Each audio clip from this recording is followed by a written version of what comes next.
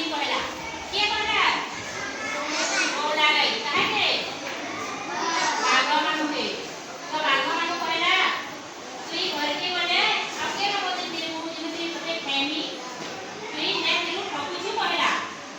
तो बहुते अनुरोध कला के बोला गई बहुते अनुरोध कला बाघ मामू मते छाड़ी दियो मोर छुआ के मटी के देखि कर आसमी आ ताके खीर के कोई नहीं तापरे तुमे मते नेबो बहुते अनुरोध कला करे बाघटी मानि गला बोला गई रो कथा आ से काना कला जा तितोर बाजरी की खीर होई की आसु से बाजरी ताके खीर खवाले बोला गई गला बहुत दुखरे गला से काकु थे जे मोर छुआ के मी आउ केने देखि ना पारे न केने में कोई ना पारे न गेला करी ना पारे न बोली भाबु थे से कांदी कांदी जोते आदर बाजरी छुआ के कहला अरे अरे छुआ मी तो आज खाली खीर कोई पारनी अपने कोई ना पारा कहला आदर बाजरी छुआ के खीर खा अरे कहला आपने शिक्षा दे देला तू केने भी कहा खराब ना करू अरे केने भी झूठ ना कहेबू के कहला बोला गई तू जेने भी सुचोट का सत्यता रे चलबू मुई आजी बागर मांसासी का खाद्य करके जोछे मुई आजी तो खीर खामी बोलसी એટલે બાજરી के बहुत गेलो करसी आसे खीर कोई करी जंगल के जैसी कहार काटी बाघ मामू काटी पर जेते बेले बाघ मामूटा देखसी बोला गई आसु छे काटा सामने के पूजी पड़वा तार बाघ मामू कहला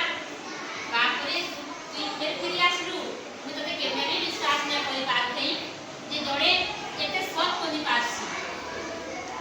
आसे सत्य के रक्षा करसी बोली बाघ मामूटा कहला बोला बा गाय को कहला बोला गई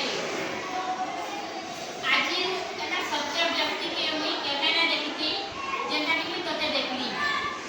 किंतु सत्य रक्षा करिछु बोला मु तते ना ना कहला बाघ मामूटा आसे बोला गई के ती जा तो घर के तो पाटे होचे फेरी जावला बोला से काना कला फेरी आसला के फेरी आसला बोला गई तो फेरी आसले ता छा पाखे रहला ग्राम बसला तो बहुत खुशी हेले से बाघटा नै खाई आ बोला गई कि सत्य रक्षा लागि से फिरे देला बोली खुशी होला तो इनु हमें काना शिक्षा केना हमें कथानिरु काना जानला देखो से बाघ मानु देखो हमें सत्य बोलिबा केबे डरिबा नाही मिछ केबे कहिबा नाही मिछ जय नै होय पराजय होसी सत्यर सबले